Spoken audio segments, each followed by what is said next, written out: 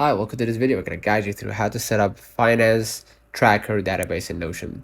Now, with AI, you can literally ask Notion AI to do it for you. So hit new chat here at the bottom left and ask Notion AI, can you set up finance tracker database template here, right? You can see two templates has been created.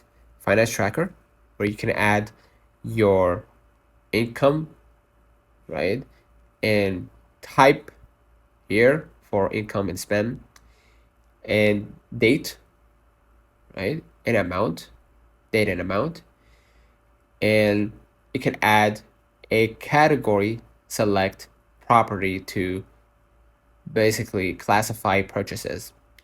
Then obviously you can use a grouped views and roll-ups for analytics. So you can see here, note, recurring amount, right? As you can see, created here.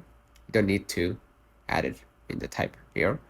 So yeah, and also another section is for transactions only, right? So the same here, add the item, date, type, category, right? And of course, make sure to set to your own currency or your local currency, count, amount, recurring, note, and create it. So basically, that's it. Consider liking this video, subscribe it really helps with the channel. Till next time, see you.